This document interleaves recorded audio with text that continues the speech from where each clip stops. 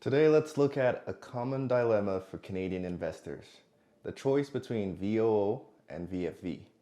If you want to invest in the S&P 500 from Canada, but you can't decide which ETF to go for, you're in the right place. Think of VOO and VFV like two different paths to the same destination. Both will get you there, but the experience along the way might be different.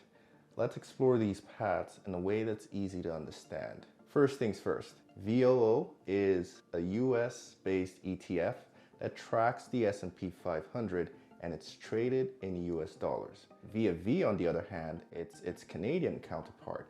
It's also tracking the S&P 500 but traded in Canadian dollars. It's like ordering a book online. You can buy it from a US website in dollars, or you could buy from a Canadian website in Canadian dollars. Currency plays a big role. See, if you buy VOO, you're essentially buying in US dollars.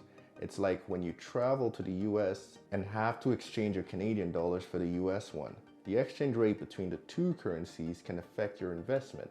If the Canadian dollar strengthens, the US investment might be worth less in Canadian dollars, and vice versa.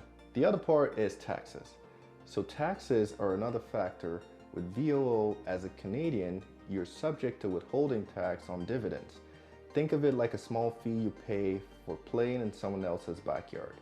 VFV, however, doesn't have this issue since it's Canadian. Since we're investing, we're usually thinking for long term. Now, for long-term investing, your account type matters. If you're using a TFSA or RRSP, VOO's tax implications are minimized.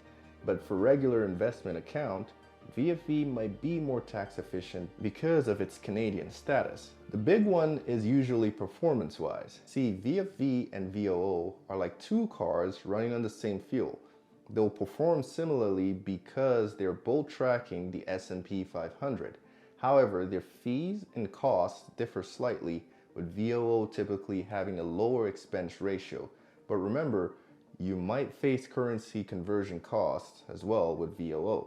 Now let's talk about making your choice. In the end, choosing between VOO and VFV is about weighing your comfort with currency risk, tax implications, and the type of investment account you have. Whether you choose VOO or VFV, you're definitely taking a smart step towards investing in some of the largest companies in the US. It's all about what works best for you and your personal financial strategy. I hope this clears up VOO versus VFV confusion. If you like this straightforward breakdown, give it a thumbs up and don't forget to subscribe if you're new for more content and clear-cut finance tips. Also, if you have any questions or experiences with this ETF, drop a comment below, and until next time, happy investing. I'm Peter, and I'll definitely see you in my next video.